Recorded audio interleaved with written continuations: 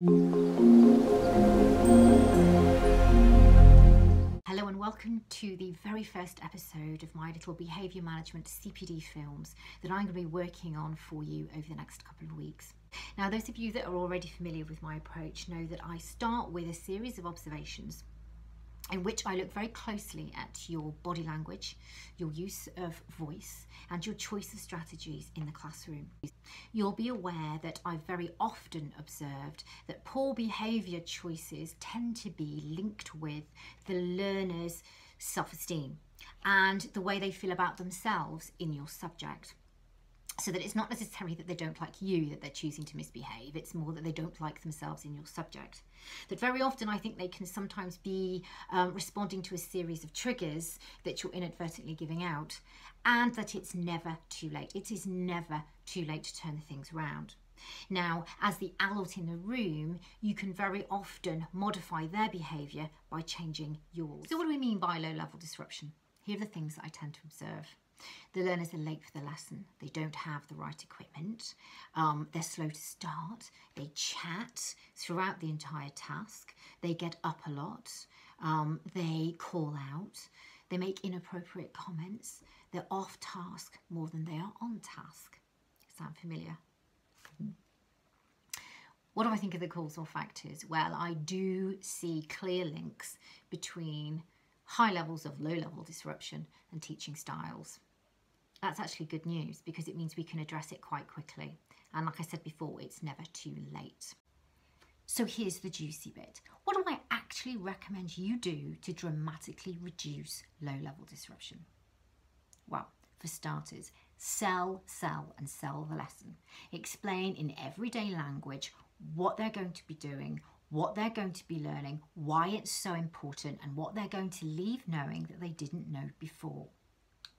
Structure wisely and differentiate carefully. Chunk up the tasks.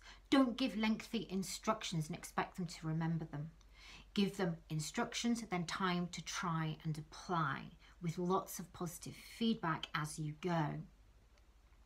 Don't give too long on task time. Rule of thumb is the more challenging the group, the shorter the bursts of on-task time.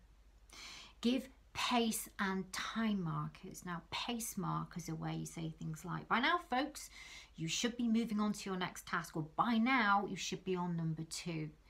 A time marker is where you give a specific time deadline. So, for example, in 10 minutes, at 2 o'clock, I will need you to X, Y, and Z.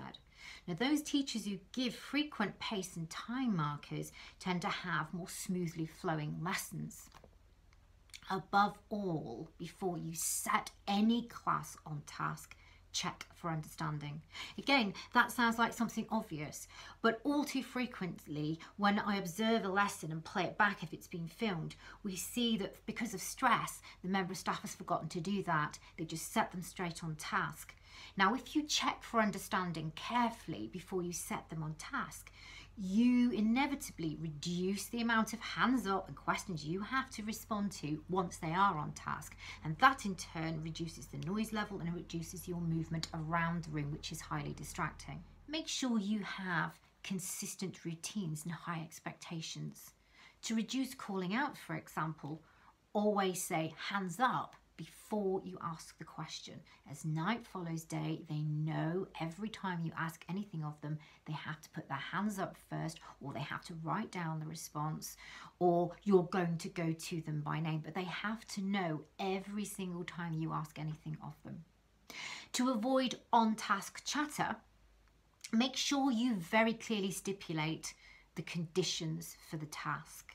So, for example, if it's for a very short burst of activity on a very challenging task, insist on silence, but use the needs of the learners, use their needs to explain why. So, for example, because this is a challenging task and I need you to be able to concentrate, make sure there is no chatter.